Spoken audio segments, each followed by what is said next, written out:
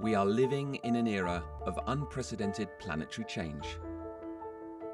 Societies everywhere are experiencing fundamental demographic, social, economic, political, and technological transformations. Expectations for education are greater than ever before. Today, learners of all ages and backgrounds, whether living in developed or less developed countries, in dense urban communities or in the most remote rural areas, need knowledge and skills to navigate an increasingly complex world as individuals and as part of larger communities. In education, innovators are finding new ways to prepare learners for these challenges. New programs are reaching out to learners in every community to ensure that no one is left behind. Educators are finding new ways to engage learners and to nurture their passion for learning throughout life. Innovators are making the most of new technologies to create connections and share knowledge. But these standalone projects are not enough. We need to harness our collective intelligence. How can we better integrate education within broader strategies for development? What models of innovation can inspire education today? What are the right drivers to achieve effective reform in education? How can we share and adapt the most innovative projects and policies? What might learning be like in the future? Changing societies, changing education.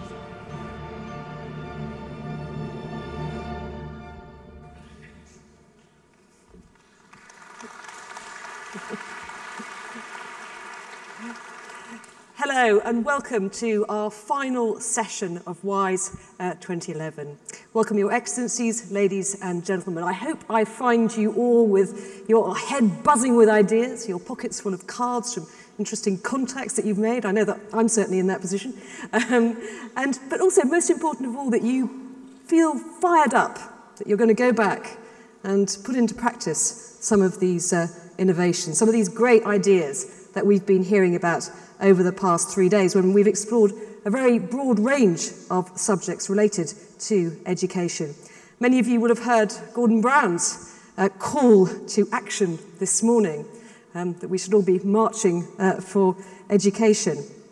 But I think, on a serious note, there is, I think, has emerged a consensus that there is a need for a paradigm change, that many people are making changes on the ground, but we need a greater scale. We need to accelerate that change. This morning, our panelists considered who, what, where, and how learners might be learning in the longer term. But the question is how to achieve that. Well, on our panel this afternoon, I have got three, I think what I would describe as real game changers. They are people from very different backgrounds and perspectives who have been instrumental in pushing through big changes in the face of huge obstacles. Let me invite all of my panelists on stage.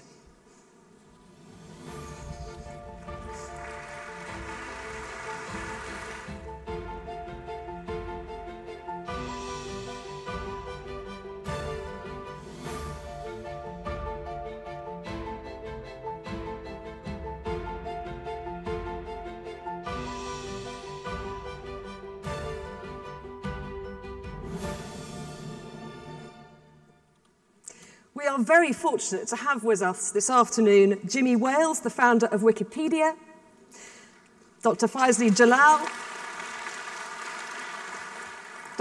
Jalal, former Vice Minister for Education in Indonesia. Sorry, I'd written them down in the wrong order. I didn't mean it like that. It's rather ungallant of me, as I should be introducing the women first. Dr. Michel Plenary, who is the former Prime Minister of Haiti, Executive Director of the Knowledge and Freedom Foundation. And last but certainly not least, we have one of the WISE learners with us on the panel, and it is Sarah Boumaid.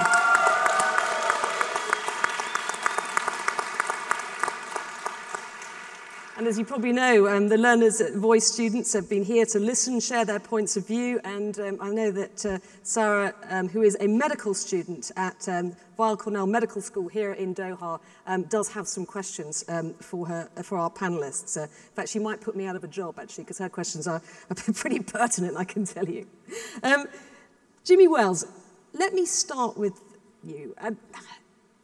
Everyone thought 10 years ago, when you came up with the idea of putting all of human knowledge online, that you were a bit crazy, maybe even messianic, really.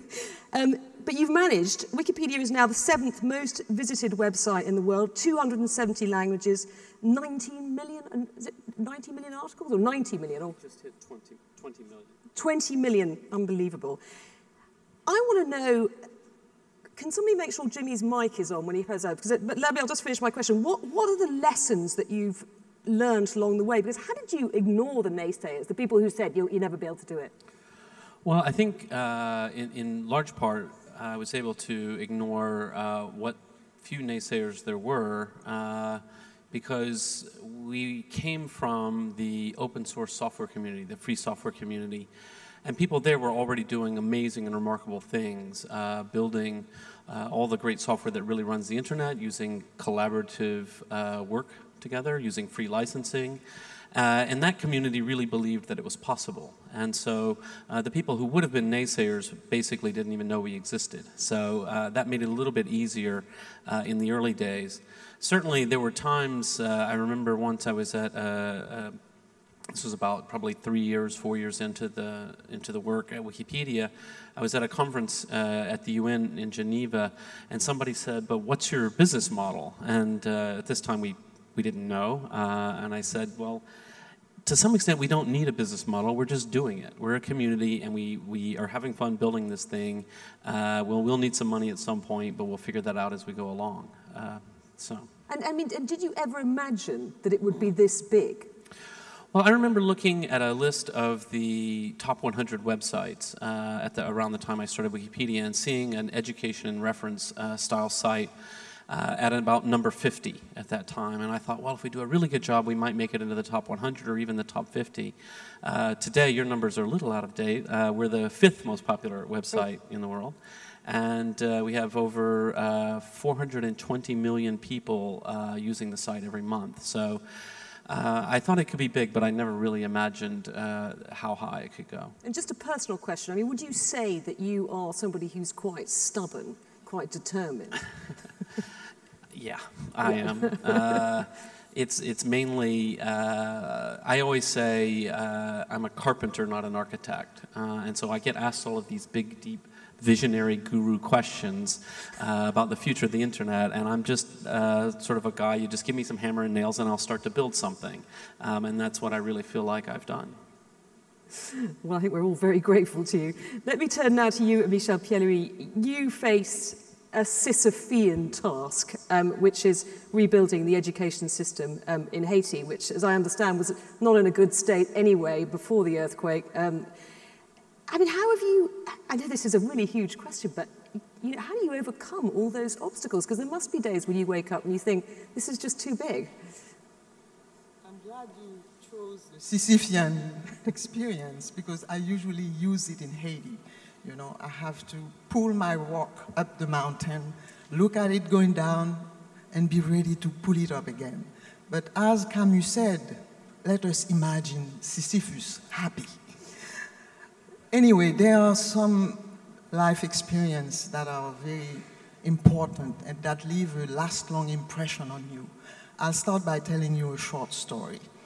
I was a national trainer for a major adult literacy program in Haiti in the mid-1980s. And one day I had that bold idea. I went to a rural community and I said, let me try to read the allegory of the cave from Plato to the peasants. And I was amazed to see the results. They were all enthusiastic about it. And at the end, I told them, you know, it's a 2,000-year-old allegory, story. And they could not believe it. And one peasant, an old peasant, told me, you see, Madame Michel, our life would have changed if we were educated. look at our environment. I have 5 children. I want them to be educated. And I have a 3-year-old girl. I want her to go to school.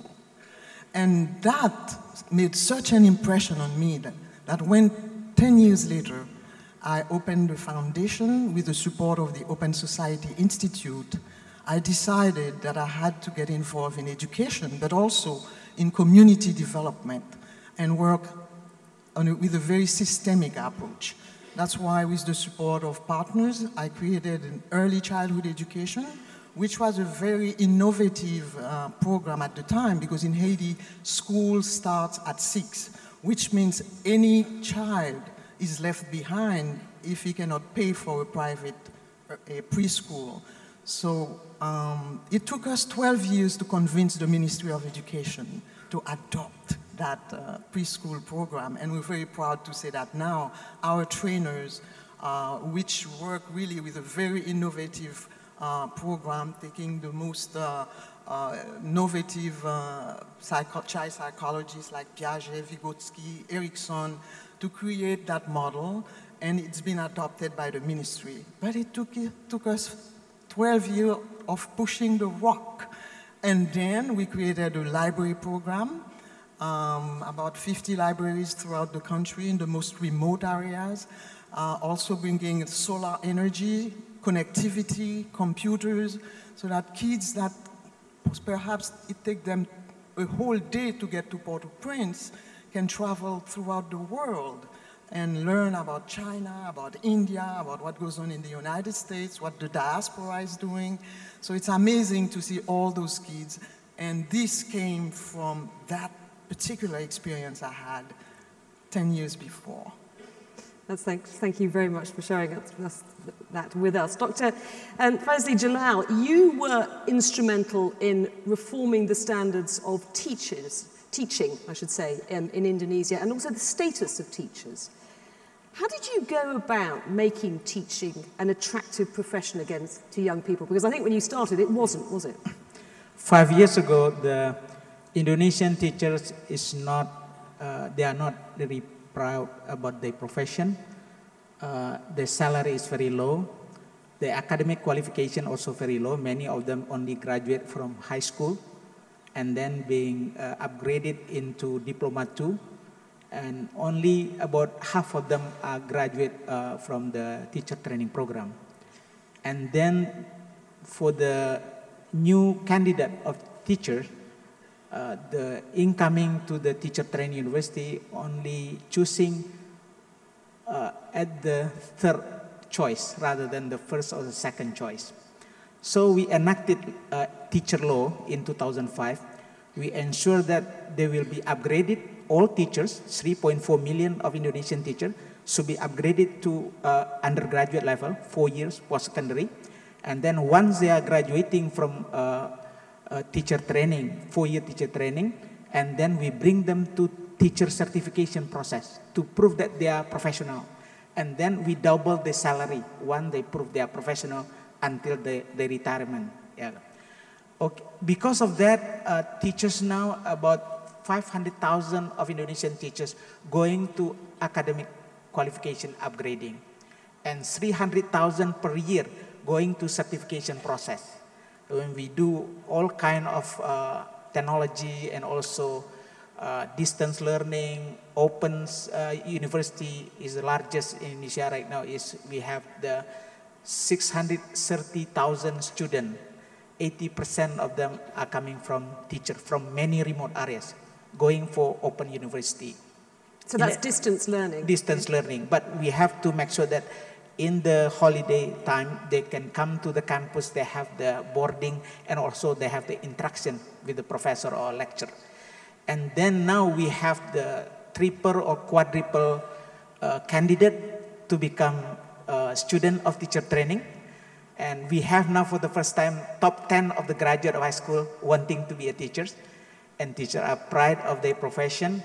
And we now trying to make sure that does this kind of the policy and financial burden have an impact on learning outcome. Our question right now, how to incentivize the teachers, because most of the education financing go to teacher salary and go to teacher professional incentive. Only leave about 20% for quality, for innovation.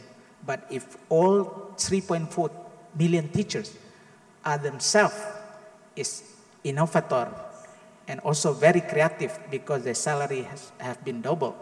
And I think we can see that even we invest a lot in human resources, because teacher is very important in education, because teachers also becoming role model. Teachers can, facilitate the dream of the student and also become the community development agent to the surrounding. So we will see school at the center of civilization, a center of the community empowerment, but also school will be a place for joyful learning, for student-centered learning, and also relevant to the surrounding and culture. Thank you. Well, that's fantastic, but it does beg the question. I mean, this costs money. When you were sitting around the cabinet table with your other ministers, how did you convince them to put all that money in? How did, because you're getting a bigger slice of the cake, aren't you? Yeah. Just to give you some comparison, in 2002, the total budget of our ministry at central level only 22 Indonesian rupiah trillion, 22 trillion.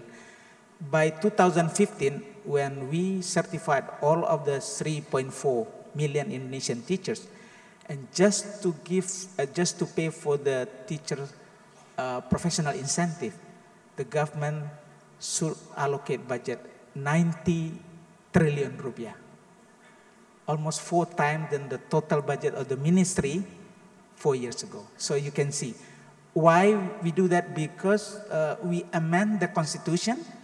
So in the constitution, at least 20% should be devoted to education. So we have secured 20% annually. And then with the teacher law, we ensure that once teacher being certified, they are entitled to the doubling of their salary. So Ministry of Finance, Planning Agency just agree. They can't do it because it's gone through the parliament, gone Exactly. through the constitution. Exactly. Very clever. Sarah, let me come to you. And all of us around this table are, how can I put it politely? We're well into our careers. You are just starting out. I mean, what are your dreams, if you like, for the future? I just want to say I'm very humbled to be here, and I'm very proud to be representing the learner's voice. But as to my dreams of the future, so I'm going to take you back a little bit 6 years ago when I decided to become a doctor. It's a big decision, you might imagine, and I excitedly went and changed it with my family. My parents, thank God, were very supportive, but the rest of my family weren't. And if you're not familiar with the Arab culture, the whole family is very, very, very tight-knit, and everyone has to have a say. So the rest of the family were like, no, it's so hard, it's so long, why do you have to do this? We're well off, you don't need the money. And then, you're never going to get married, men are going to be intimidated by your brain, why are you doing this to yourself? You're practically ostracizing yourself from society. And I was like, okay, fine. And I went on, I went through med school, and thankfully I'm graduating in May. So my view,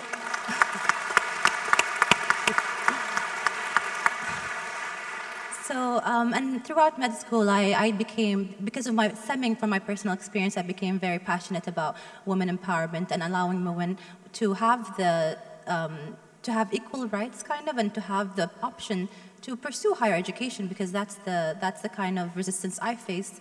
So throughout med school, I took part in the student recruitment team, aiming at women, going to high schools, talking to them, showing them that a local, just like yourself, went through it, did it, and was on the verge of success, so you can do it too.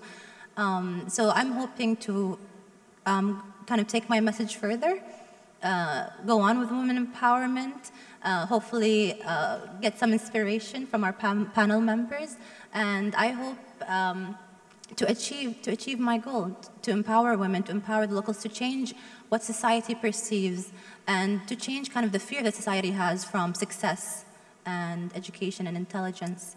So I'm hoping to achieve that. Well, we wish you all the best, and we're very glad to have you here with us today. Let's talk about the next steps, I think.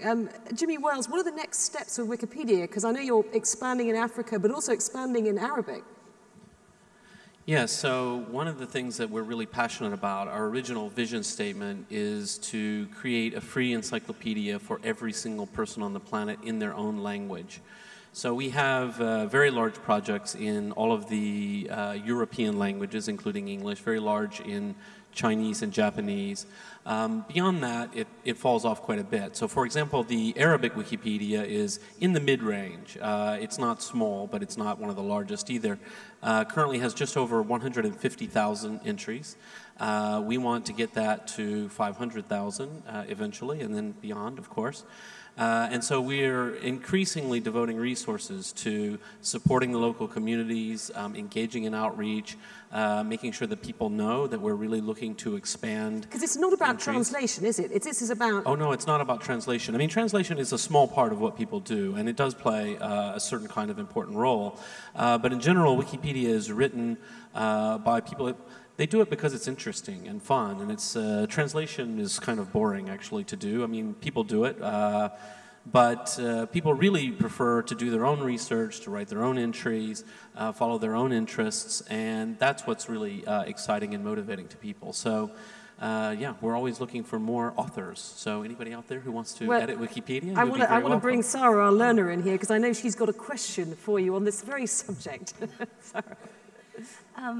So my question for Mr. Wells, and again, this is from personal experience because being in med school, we all barely have time to cover the material we need to cover, so I'm always finding myself 5 minutes before the exam looking up a definition of something on Wikipedia. And my question, because it's played a huge role, I think, in everyone's education, and it's always this last-minute resource that's readily available. My question for you is, have you thought of kind of elevating this resource to the education level? Maybe have it, for example, centered around each grade, have children be able to look at Wikipedia, kind of also critique it in some way, challenge what they've been given. And I think that will really encourage critical thinking in not only kids, but in every single level of education, because I feel like the current education system lacks that, and I feel like the current education system has like a passive consumer label on whoever is receiving, so the students. So I'm hoping maybe Wikipedia can play a role in breaking and changing education. Yeah, well, I mean, there are many different pieces to what you just said, so I'll try to respond to a few of them. First of all, I think it's very difficult to have different levels of Wikipedia. It's not impossible necessarily, but it's not something we're really focused on. What I focus on is encouraging the community to think about making sure that the first few introductory paragraphs are more accessible and then more technical material put further down, and try to think about a diverse range of readers might be using this resource. You've got to make sure that someone who's new to the topic can at least get oriented, and someone who's got more expertise will also get what they want. It's not trivial to do that. In terms of what you're talking about, you know, ways of using Wikipedia in an educational context that encourage people to think more about participating and to think more about how knowledge is constructed.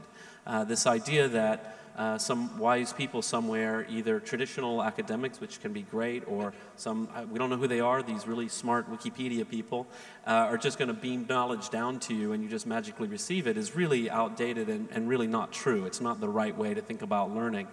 So I always say, you know, particularly at the university level, all students, I think you can vouch for this, all students are using Wikipedia. I think it's almost unheard of that a college student wouldn't be using Wikipedia. And so professors need to ask questions, in my view, they need to look at Wikipedia. Ask your students a question that they can't answer with Wikipedia, but that Wikipedia will help them get started. If you're a professor, find a mistake in Wikipedia and ask your students about it, and say to them, look, here's an example of a pretty good Wikipedia entry, but there's a mistake here in this paragraph. Can you find it? Go and do deeper research, and let's think about how did it get there? Is it just a blatant error, or is it a common misunderstanding, or is it a subtle bias? So you want people to be aware of the mistakes in absolutely. case, because a trainee doctor, if you look something up and you get it wrong, it's disastrous. Absolutely, and to read the discussion page, because that's often quite incredibly interesting. Because I think this kind of active-mindedness is really what we need to encourage. It's not just a matter, education is not just a matter of delivering a chunk of knowledge, although there is that, right? You do need a chunk of knowledge, but it's also encouraging people to become active-minded. And I think as we do that, we'll change society in lots of interesting ways. One of the things that you said earlier, I did want to respond to, you know, if some family member says to a woman, oh, men will be intimidated by your intelligence, well, the kind of men who are intimidated by intelligence aren't that interesting. They're really weak and, you know, it's ridiculous.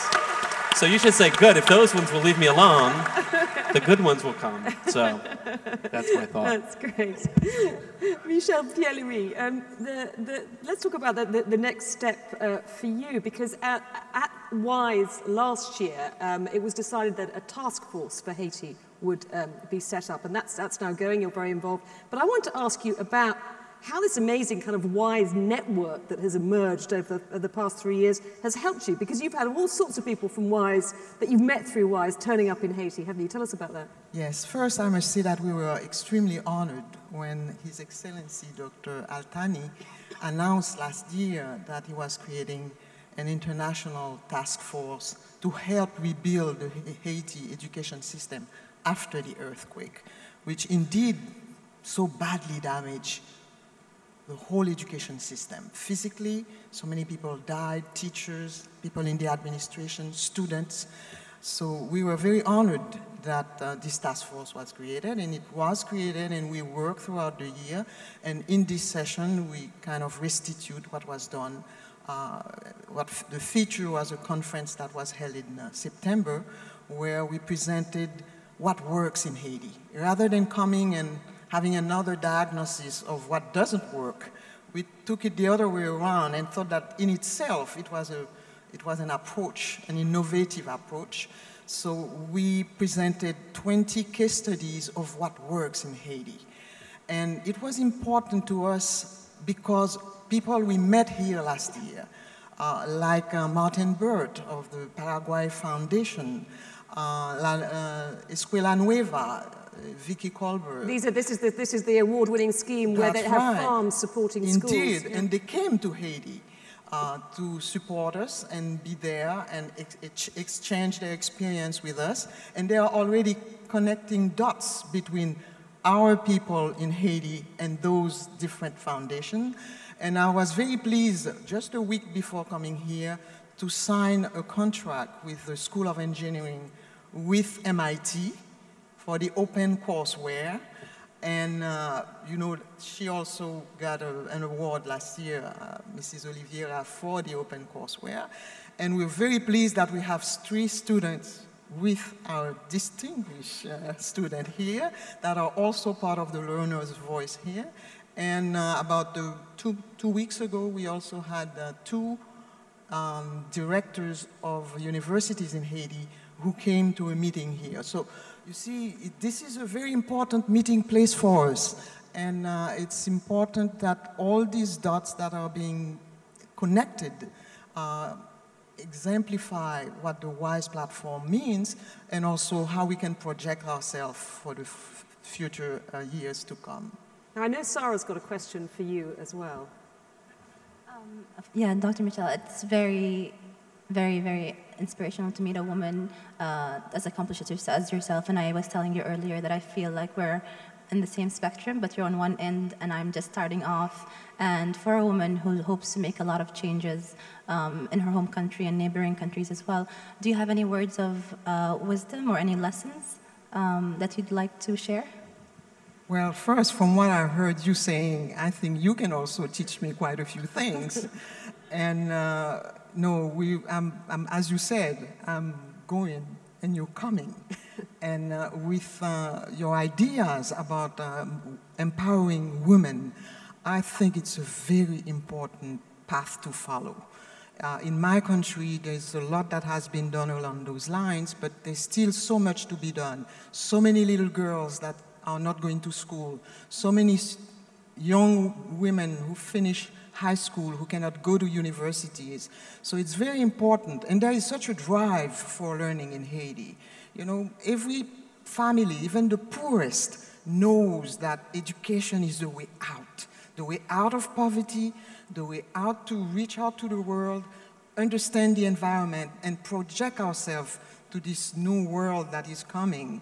So you have all the tools, all the skills to really be a woman of great value in your own environment and perhaps in the whole region. Thank you. And I'm sure a lot of the female learners we have and a lot of female in the audience can relate to that as well. Thank you.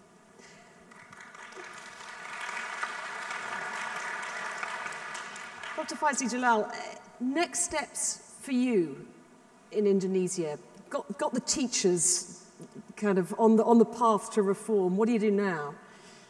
In the next 10 years, we will have the close to 600,000 of teachers will be retired.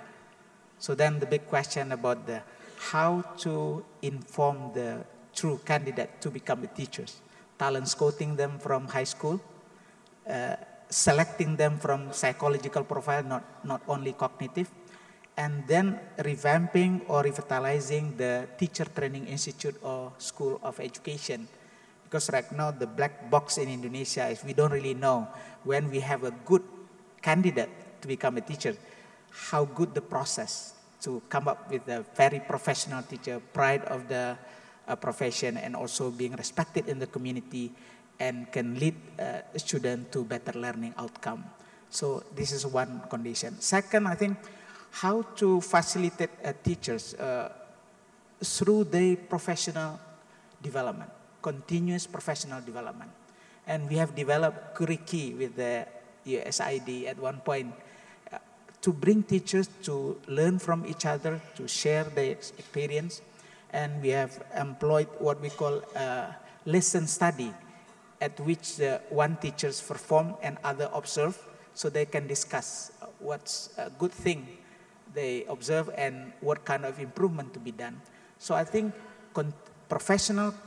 continuous professional development, facilitating the professionalship of the teachers, and also I would like to suggest to the WISE, maybe in addition to the WISE for the policy making academician, maybe we'll have the work conference on teachers at which best practices at grassroots level can share, and we can bring the top of the teachers to facilitate the regional conference on the full cost recovery basis. So we can only invest small money for best and innovative teachers, but others can learn. Teachers swapping ideas. Exactly. Yeah. This through Wikipedia, through different kind of the, DVD production, 100,000 of teachers in the world can benefit from this WISE innovation and activities. Thank you. Now, Sarah's got a question for you, because obviously she's the only one of us who's got the most recent experience of being on the receiving end of a teacher.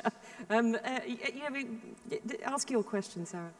Dr. Jalal, my question to you, and I'm just going to give you a little bit of context of why I'm asking this question, because I find that people love to use the example of Steve Jobs and Bill Gates as, they dropped out of university and they're doing pretty well for themselves.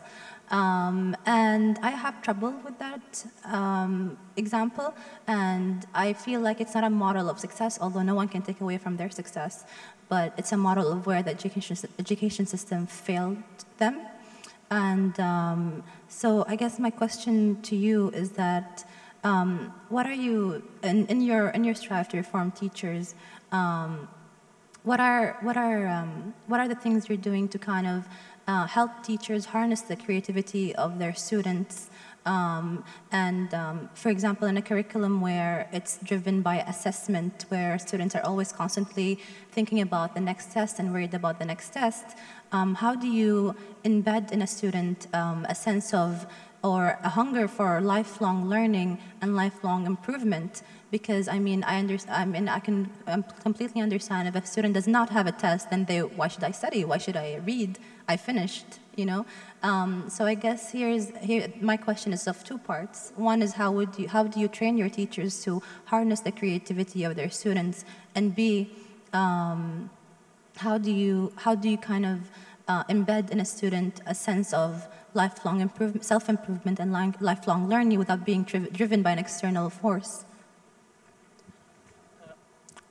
I think first we can start from the what we call teacher or facilitator of the early child care and education, because the creativity golden age starting from 0 to 6. Right now in Indonesia we have 250,000 of teachers working on 0 to 6. So then when they able to develop the learning environment that really bringing the health consideration, nutrition, and psychosocial stimulation and parenting, and also child protection in one holistic way. So we start to develop creativity and student-centered learning. And then second step at primary school. This is a big challenge for Indonesia because most of our teachers in primary school are all teachers. While the creativity, nurturing, student-centered learning, joyful learning should start at primary school, and we have not devoted good teachers to teach in primary school. So then the third thing is continuous professional development, because the spectrum of the condition of Indonesian teachers right now are very bigly. So then the question is, how can they learn from each other at school level, at the cluster level, and then at professional association level? Right now, government provide the block grant to them. Block grant at individual innovation, block grant at school innovation, and block grant at the professional association. So we do expect they can, they can constructively compete to go for better learning outcome of the children or the student. Yeah. Now, I'm afraid we have pretty much run out of time, but before I say goodbye to you, I should say that I asked Sarah before this panel to go and talk to the other learners and see, after having spent 3 days here, if they had a little message, not for the panel, but for all of you in the hall, a little challenge, and this is what they've come up with. First of all, they asked me to thank all our advisors and Sheikh Abdullah for this opportunity. And the statement we wanted to convey to you, it's just a statement for thought.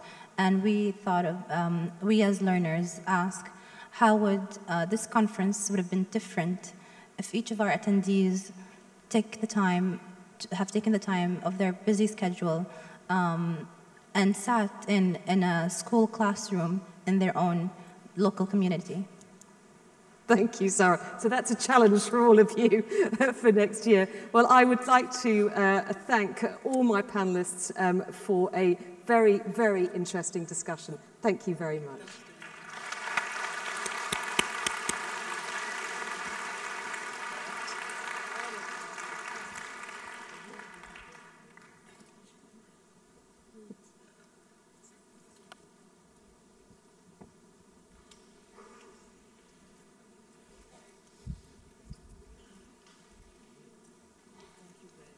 That was great.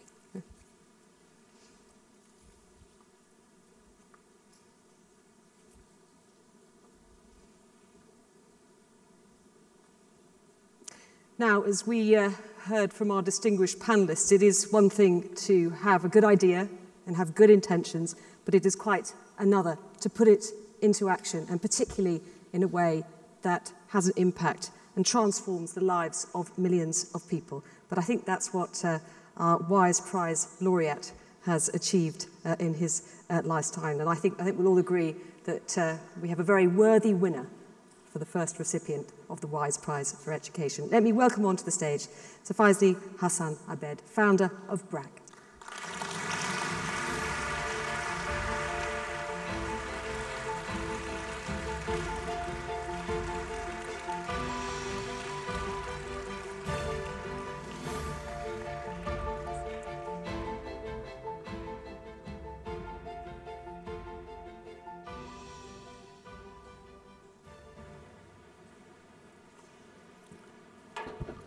Excellencies, ladies and gentlemen, good afternoon.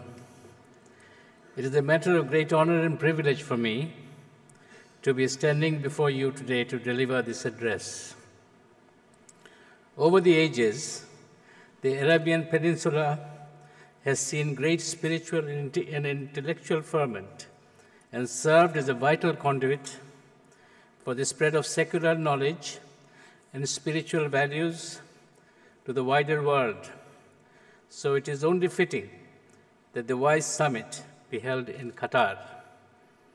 Ladies and gentlemen, we have all gathered here because of a shared belief in the importance of education in addressing inequities present in our world today. I have discovered time and again in my 4 decades of work with BRAC that education is the fundamental catalyst for change. Today, I will talk about how we at BRAC used education as one of the central themes in addressing the issue of inequity over the last 4 decades. In these difficult financial times, as more and more people rise up to speak for the 99%, occupying streets across various cities of the world, the issue of inequity has been thrown into the forefront of world politics. How do we begin to address this? At the time of BRAC's inception 40 years ago, 3/4 of Bangladesh's population was illiterate. The very first development plan for BRAC aimed to bring 100% literacy to the adult population of 200 Bangladeshi villages.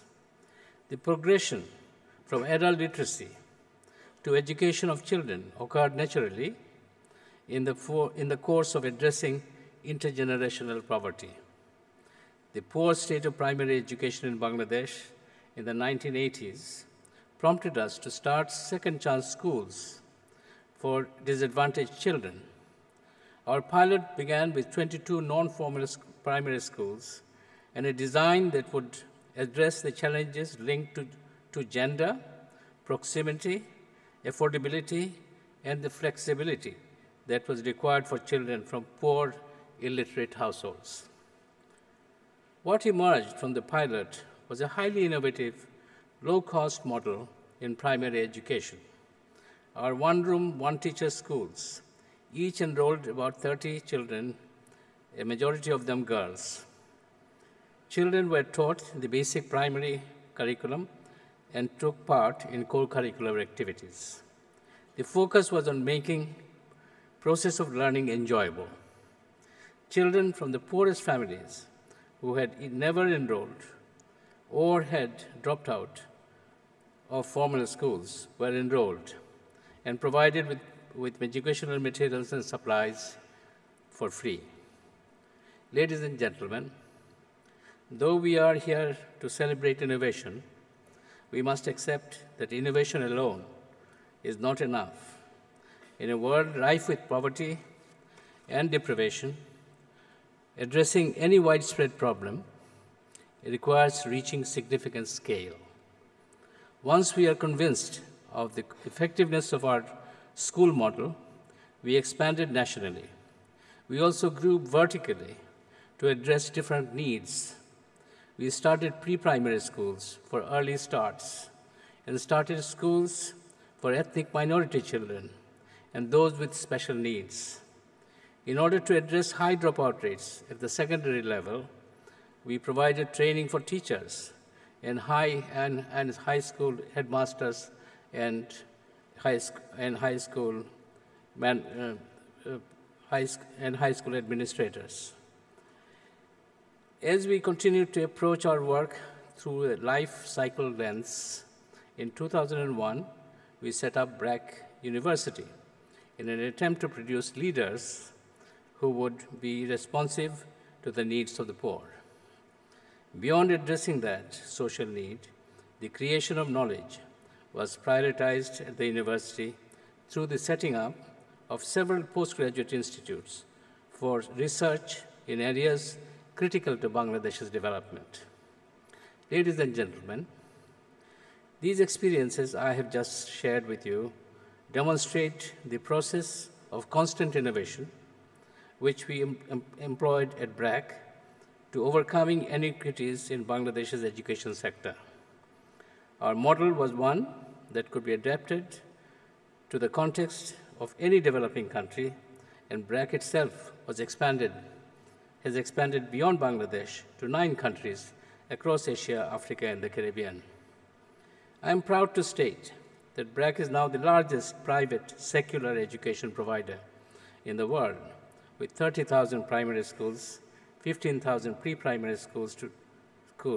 To date, nearly 5 million children, 60% girls, have graduated from BRAC schools, and an overwhelming majority of them have gone on to public school system, performing on average better than their mainstream peers.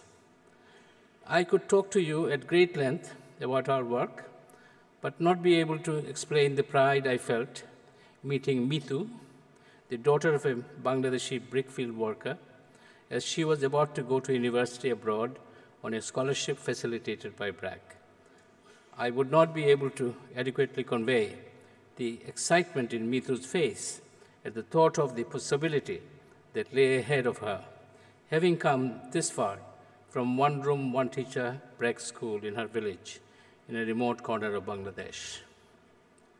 Ladies and gentlemen, let me take this opportunity to highlight 3 issues for future for education innovators, thought leaders, and policymakers. Till recently, the issue of early childhood development has been dealt with primarily in the context of health and nutrition. Equally important at this stage are opportunities for attachment, learning through exploration, discovery and stimulation, as these ensure the child's cognitive, motor, language, and emotional development. The clock is ticking unless proactive effort is made in both research into practical application for ECD and teachers training. The development window will close for 200 million children under the age of 5. This, I consider early childhood development to be the next frontier for educational development in developing countries. Ladies and gentlemen, the world around us is becoming increasingly complex and fast-paced, and traditional social structures are dissolving rapidly. It is becoming essential for us to equip our children with the social and emotional tools necessary to navigate through life. These essential skills of 21st century workforce enable us to tackle difficult situations and make decisions that are socially effective. They promote teamwork and more effective organization, enhance harmony in families, and greater gender equality. I believe that the education of the future must take into account the necessity of building these social and emotional skills. Ladies and gentlemen, I believe technology has the potential to truly democratize education. I envision a world where even the poorest student in the remotest corner of the world will be able to learn from the world's best teachers, because technology will have overcome financial barriers just as it has overcome geographical barriers. They will also be able to participate in the creation of and perpetuation of ideas and human experience. The education of today must prepare the citizens of tomorrow to thrive in this interconnected world. In the developing world, it will be important to keep this future in mind, so this does not become yet another type of exclusion for our children. This means investing now in the right tools and technologies to ensure universal access. Ladies and gentlemen, let me conclude with a 2,500-year-old quote from Confucius. When knowledge is extended, the will becomes sincere. When the will is sincere, the mind is correct. When the mind is correct, the self is cultivated. When the self is cultivated, the clan is harmonized. When the clan is harmonized, the country is well governed. When the country is well governed, there will be peace throughout the land. Thank you for your attention.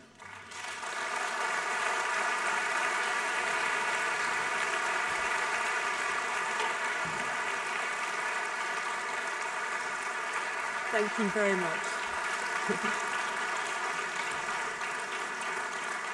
Surprising Hassanabad, the first WISE laureate. Well, now to make some concluding, I should just say actually one thing to mention, that nominations for the 2012 WISE Prize for Education will open on the WISE website. We don't have the exact date, but probably somewhere in the new year. So start thinking who you'd like to nominate, or indeed if you'd like to apply. But now to make some closing remarks and tell us what's coming up for WISE in the year ahead, let me welcome onto the stage the chairman of WISE, Dr. Abdallah bin Ali Al Thani.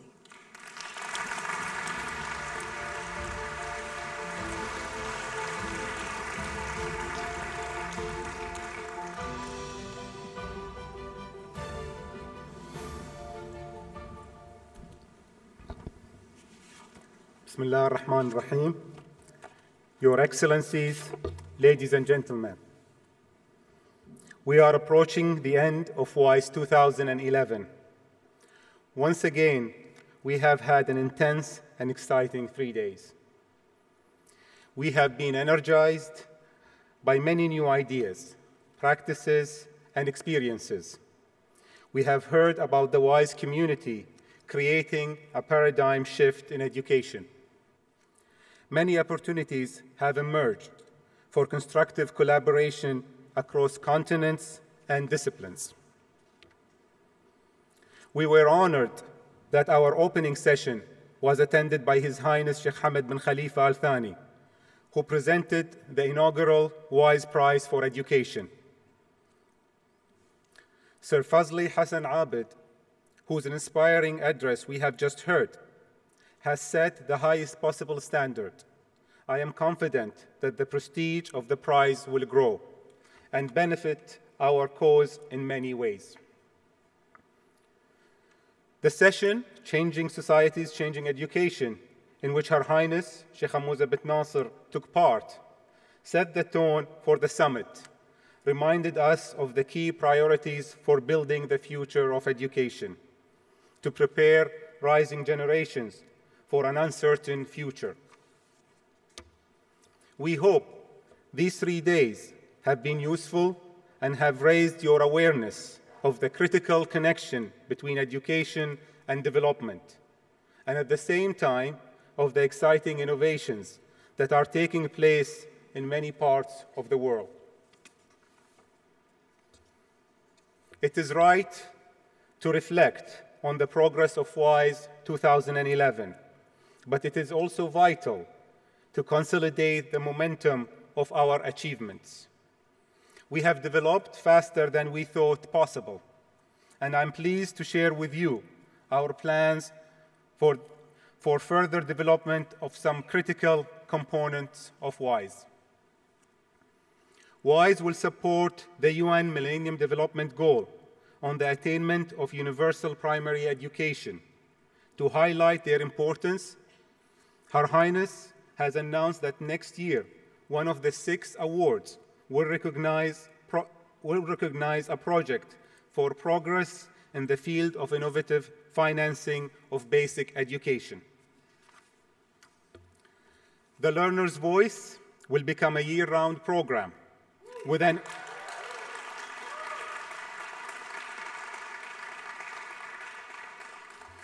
emphasis on developing advocacy skills among selected young people. Their voices will be heard more clearly on those places where they can make the greatest difference. It is important that we hear from students so we can learn from them, because they are the future of education. They will become an indispensable link between WISE and the learning community. The WISE Haiti Task Force will move to a new phase to become a catalyst of change, working through the successful projects which we have identified there, and coordinating with other partners to develop and implement best practices in education. We believe achieving synergies among initiatives is the most effective and efficient way for WISE to implement its mission of innovation. WISE will produce a second publication, which will make a further contribution to our practical archive of information and knowledge on the subject of innovation in education so that the WISE community can use it. Your participation on our web platform is a key tool and a source of creative content in building the future of education. We will continue to increase its functionality so that we have a year-round virtual forum, which will allow us to keep in touch and continue our collaborative work. Your contributions will support the future development of the WISE initiative for our global community. Looking forward, I am pleased to announce that the dates of the 4th WISE Summit will be November 13th, 14th, and 15th of 2012. Finally, I wish to thank all of our speakers, moderators, and attendees, as well as the WISE Qatar Foundation Organizing Committee, and all of our volunteers. I also would like to thank our partners and our sponsors, ExxonMobil, Qatar Petroleum, and Microsoft, and of course, our media partners. I want to thank everyone here for being active contributors to WISE. Please take the spirit of WISE initiative back to your countries and become actively involved as ambassadors of WISE.